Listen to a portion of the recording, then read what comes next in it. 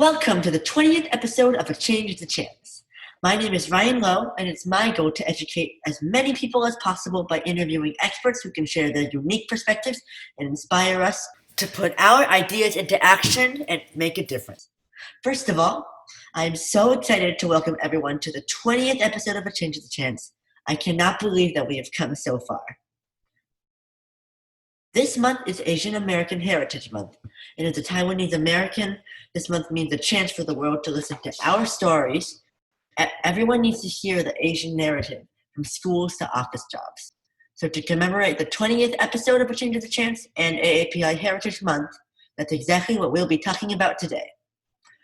So today, I bring the co-founder of TeachAAPI, an organization that creates a space where people who identify as AAPI can find a sense of belonging, confidence, and pride in themselves, and a better understanding of people who may look like them or share a similar background.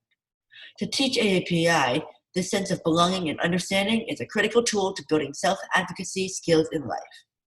So, I welcome Miss Renee Yang, an incredible person focused on driving systemic change in social equity. So, hello, Ms. Yang. How are you today? Very good. How are you, Ryan? I'm doing fine. It's been a long day. It's been a long week. It's been a long year. It's almost time for summer. So, as I mentioned earlier, May is Asian American Pacific Islander History Month. What does this month mean to you? Well, as an AAPI community, I think we should actually have the freedom to celebrate our heritage, our history, our contributions loud and proud every single day. Yeah, that makes sense. May is special in that we can leverage this opportunity to learn more and dive deeper into our respective cultures. And honestly, it gives us a chance to elevate some of the core issues that we still face as an AAPI community and to share us with the broader community. Yeah. So what do you think schools or even the country should be doing to celebrate this month, as you were talking about? Well, that's a really good question. To answer that, I want to share with you the mission of our organization, TeachAAPI. Our goal at TAP, for short, is to redefine what it means to be AAPI for future generations, like yourself, through the power of education. We are solely focused on children, and we're focused on early intervention through education. We believe that the biggest factor in fighting AAPI racism is through education, especially at an early age. In fact, one of the statistics that came out from a report called the Status Report, I wanted to share this with you, which measures perceptions of AAPI community across all of the United States by all Americans. So this is a general population survey. It noted that education is really the number one driver in allowing people to really change the ways and the views that they have against Asian Americans. So educating about our contributions to America, both past and present, is really critical, in our opinion, to changing the way that we are seen and appreciated. And it really shouldn't just happen during the AAPI History Month. The other thing that I want to say is that connected with education, what's also really important is changing our narrative. Overall, the AAPI community is really seen as a monolith. So they see all of us as one and the same, right? And so it's really important for us as a community to share as many stories from as many lenses as possible. We are not the sum of a single story. And more than that, schools and medias in the country should really help to promote this. And the more that they do, the more that they can contribute to helping address racism at its deepest roots. Yeah, are there any particular pieces of curriculum that are very important for you to share? Yeah, I mean, it's really everything, you know.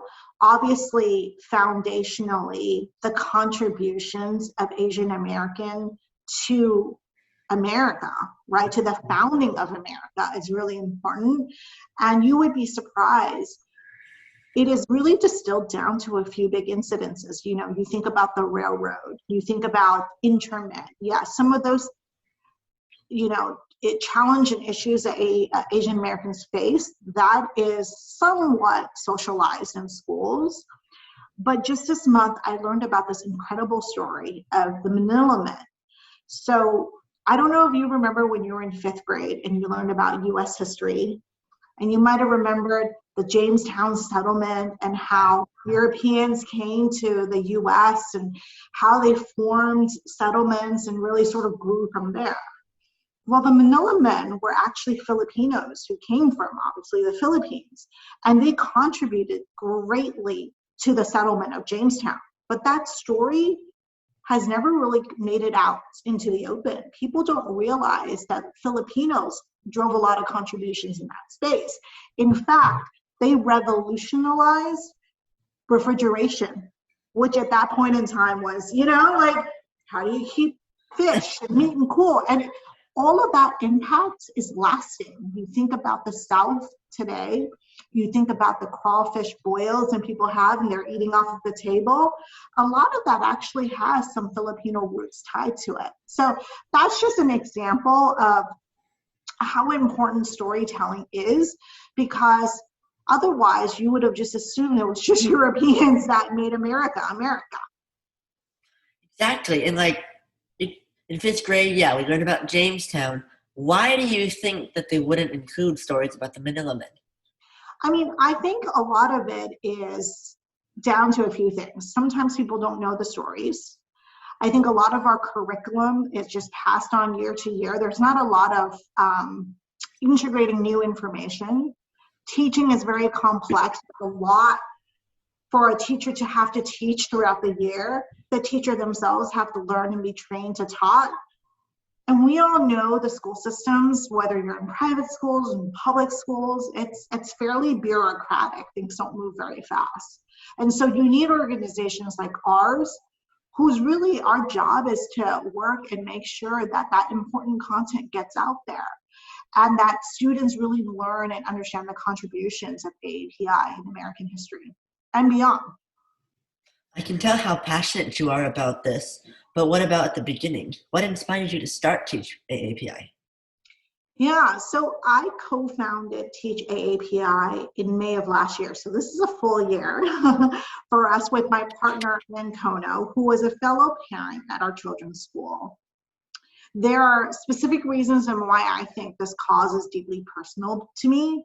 I was actually born in Hong Kong, so I myself am an immigrant. I didn't really grow up in AAPI. I grew up surrounded by people who look like me, who talk like me, culturally were just like me. So to be honest, when I moved here, I kind of took things for granted and I really didn't see the issues that existed really until the rise of the pandemic and the anti-Asian hate that really came alongside it. And as a mother now to 2 boys, and you have heard my 2 boys, Dominic, who's 12, and Ryland's 9. I think you guys saw each other when you guys were young. I worry every day about the world that my kids are growing up with, from environmental issues, which I know you cover a lot in your podcast, to political divisiveness, to AAPI hate, and just yesterday, the school shootings in Texas, right? My job as a parent is to protect and guide my kids. And it feels hard to do that when the world that we're living in is so unpredictable and so challenging. But I do feel like I have a unique vantage point in being able to play a more active role in the AAPI space and in helping my kids shape their identity. And I think the word that you use in self-advocacy, right? Rooted in this deep understanding that they have on their culture. I definitely want to make sure my kids have that when they're growing up. Dominic, too, faced some racism incidents at the start of COVID while we were in remote learning. He himself had to overcome. All of that has really fueled the fire in me to activate and drive change. That's great. So you talked about how TeachAAPI is a rather new organization, 1 year. What are your main goals for the future? How large do you want to get? Yeah, so to kind of tap back on our mission and sort of what we want to do, what our goals, TeachAAPI really was started with the children in mind. When you think of a lot of nonprofits out there in the AAPI space, and there has been actually quite a lot of new organizations formed by innovative creators of all ages, all spaces. But a lot of them out there is focused on areas of violence, social inequity, economic injustice, some of those kind of areas. We are really uniquely focused on the future generation through education. And when I say children and education, I don't just mean AAPI children, I mean all children. For our children, for AAPI children like yourself, we know this work is really critical because it helps to shape the identity. It helps children connect deeply with their roots. It helps them build pride and confidence and have them learn to advocate for themselves. But to be honest, and selfishly speaking, that isn't just for AAPI kids. We actually see the power of our work through sharing AAPI stories beyond our community. Because by sharing stories beyond our community, what we're really doing is broadening perspectives.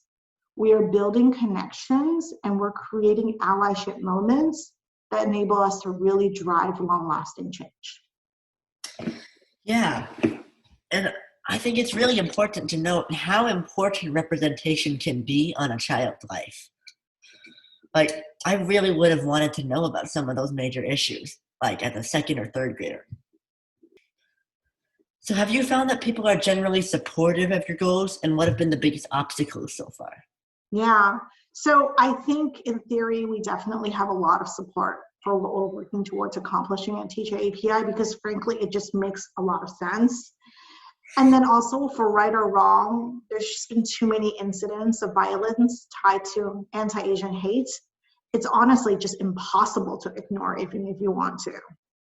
For us, in our organization, the biggest obstacle isn't actually about fighting to include more AAPI curriculum into schools. While that's a challenge, that is not our biggest challenge. It's actually the fact that, one, a lot of the AAPI content that exists today is very much focused on, if it even exists, history. It's honestly more East Asian focused, and it caters to students more like yourself in the 7th to 12th grade. You know, a lot of the themes that get introduced for AAPI, if they do at all, really happens in middle school and high school. There isn't a lot available to younger children, maybe because they haven't found the right way to teach it. But for example, we just launched our Little Readers Book Club earlier this month with Benson Shum. I don't know if you've heard of someone called Mo Williams during the pandemic. He kind of did like sketching with kids sort of as he told stories during COVID on Zoom. He was one of the first writers and artists to do that. Well, Benson Shum's like that, but he's Chinese. And so we did a little reader book club with him that was launched, and with sort of very little marketing dollars, we were able to get 1,500 kids to view this. We were able to get this viewed in 25 schools. 49% of those were public schools. And really what that tells me is there is interest and a need for this sort of innovative, earlier education content. And we're not sharing deep, dark, scary history with them. We're just trying to show them there are more faces to Asian American and the Asian Americans can do many different things. So I think that's one area that I think is a challenge that we are working to deliver against. The other part of it too is, even when there is some content available, the challenge is to get this content into students' hands. If you think about the school systems, there's private schools, there's public schools, there's charter schools. All of that happens at the city level, then the state level, and then the country level, right? And nobody talks to each other because that's not how it's set up. And so you have some really great things happening from an AAPI perspective at the very top, things like the Illinois Teach Act, which really is requiring AAPI education to be taught in schools in Illinois. And the same thing is happening in New Jersey. That's all wonderful. But content doesn't equal impact if it doesn't get into the hands of students. And so what we do at TeachAAPI is that we actually work with educators and storytellers to, one, take that interactive content and scale it so that it crosses geographic, legislative, and bureaucratic boundaries. It doesn't mean because I'm based in LA and our organization is based in LA that only LA people see this content. Anyone can access it, and I think that's really important. We also build the content out in such a way in partnership with the teachers to make sure it's easiest for them to use. So in California, there's something called the California Core Standards. That's, how teachers teach by grade, what topics they teach, what area. We try to take our content and slide it into the core curriculum. So teachers are already teaching something similar, they can just add on to it. And we try to format that content in a way that is literally like, here's a Google slide deck. Here are the discussion guides. Here are the videos. It doesn't take the teacher a whole lot of time and extra energy on their part to teach AAPI. And I think that's the intention, because teachers we know are busy enough, and especially in the last 2 years dealing with COVID, I can't imagine how hard it is to be a teacher. And then finally, we as an organization have a network of really dedicated parent advocates and schools who are working with us to take that content and put it into their schools. And so that is something that allows the laws that are happening at the very top, the legislation happening, carry through all the way to students being able to be impacted by this AAPI content. That's incredible. I really do believe that what you do is wonderful and very smart, honestly. We're learning though, we say we are a nonprofit, but in some ways we're operating more like a startup. I feel like sometimes like I'm a little bit of an entrepreneur, which is really exciting because it gives us the opportunities to test and learn and iterate and improve, which is all something we should strive for, right? Because nothing's perfect. Yeah. Well, you've done a great job. Thank you, Ryan. So you were saying something, you were talking earlier about the rise in anti-Asian hate. Mm-hmm. Unfounded myths and fears around Asian Americans have been around for decades, though. And as you're saying, especially the last 2 years. So what do you think needs to happen within the next 3 to 5 years to raise the profile of Asian Americans in the U.S. and ensure justice? Yeah, that's the holy grail. And, it needs to be done. And it's not going to come down to one perfect solution or one magic bullet. I really do believe that we need to fire on all cylinders. One area that is really important is, of course, in the theme of education today that we've been talking about, is speeding up the pace in which AAPI curriculum in schools are adopted. All schools nationwide, K to 12, needs to have this. It has to be a must. It cannot be a nice to have. You mentioned, Ryan, the importance of increasing representation. We believe that that's the second piece that is going to be really critical. Children needs to see successful Asian Americans and AAPIs from all walks of life. It's something that we have to continue to strive for in corporations, in media, in schools. Kids need to be able to see the role models to understand that they can be anything they dream of and work towards. So representation does matter. And then finally, I would say it's about changing the way that Asian Americans are talked about. We talked a little bit earlier about this idea of monolith or a single story. This is an area where I think we really need help from the media, social media, and news and entertainment sector. We are not a single story. And until all Americans start understanding that, we will continue to be seen as the same. And that is exactly what we want to avoid. Yeah, and other times people don't want to share our stories because of misperceptions about other things they've heard. So what are some of those biggest ones, and how can we combat those? Yeah, I'm really glad you asked this question. So I don't know if you've heard the term, model minority. Right? Yeah, of course. Model minority is very much what Asian American is seen as. And that myth of the model minority is really an issue for us.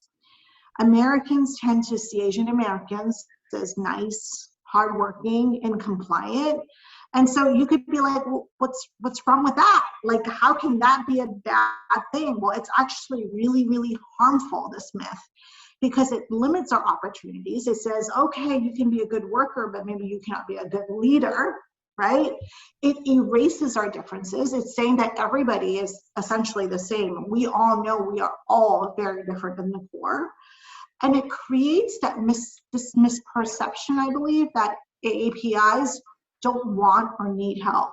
In fact, another statistic I'll throw at you, Asian American causes is one of the most underfunded causes in the United States. People don't donate to AAPI causes. I don't want to misquote it. I can't remember, it was 0.2% or 2%, but it was an extremely low figure. So while there is clear recognition that AAPIers are facing issues, the support and infrastructure is not there. And that is because the myth of the model minority makes people think that we don't need help. We're all successful. And that's simply not true. I mean, also, Asian Americans span a wide socioeconomic levels, right? Some people are very wealthy, some people are not. And I think that needs to be sort of understood.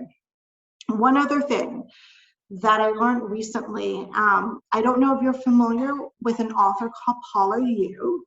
If you're not, check her out sometime. She came to our school during May AAPI History Month to talk about the myth of the model minority.